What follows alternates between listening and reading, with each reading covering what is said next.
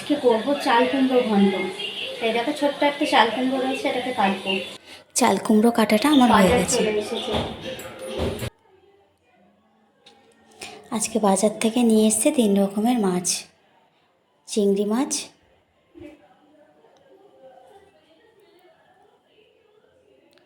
আর নিয়ে এসছে ইলিশ মাছ, আর নিয়ে এসছে লাইল্যান্টিকা। কারণ ইলিশ মাছ যেহেতু বাবু খেতে পারবে না, তার জন্য।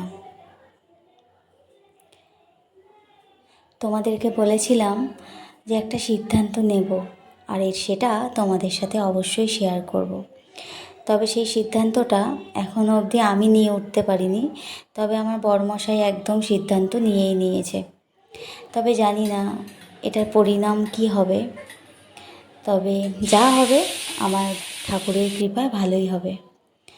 তো আগে পুরোপুরিভাবে ও শিওর করে সব কিছু কথাবার্তা বলুক, তারপর তোমাদের সাথে আমি সবটাই শেয়ার করব।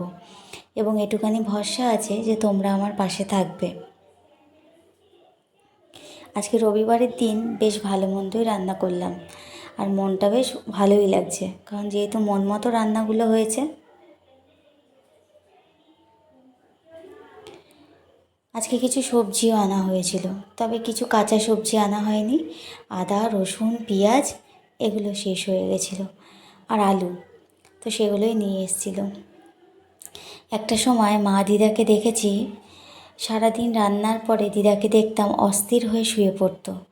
জিজ্ঞাসা করলে বলতো খুব কষ্ট হয়ে গেছে। 1 গ্লাস জলও যেন আমার দিদা সেই সময় নিয়ে খেতে পারতো না। রান্না করে ওঠার পর আমাকে বলতো হাঁপাতে হাঁপাতে, আমাকে 1 গ্লাস জল দিবি? তো সেই সময়ের কথা এখন ভীষণ মনে পড়ে, কারণ আমার জীবনটাও এখন অনেকটা ওরকম হয়ে গেছে। তবে হ্যাঁ, আমার দিদার যেহেতু বয়স হয়ে গেছিলো ওই সময়। আর তোমাদের আর একটা কথা বলি, আমি কিন্তু আমার দিদার একটা ছায়া সঙ্গী। রান্না বান্না কমপ্লিট। রান্নার পরে নাইটিটা একটু চেঞ্জ করে নিলাম, পুরো ঘেমে গেছি। চলো দেখাই কি রান্না করলাম। আমার দিদাই আমার কাছে আমার বাবা মা সব কিছু। আজ সেই দিদাকে হারিয়েছি, অনেকগুলো মাস হয়ে গেল। যেখানে থাকুক আমার দিদা ভালো থাকুক, আর উনি ভালো থাকবেও। আজকে রান্না বান্নাটা তোমাদের সাথে শেয়ার করছি, আর খুব শিগগিরই যে সিদ্ধান্তটা নিয়েছি তোমাদেরকে জানাবো। তোমরা কথা দিও পাশে থাকবে তো।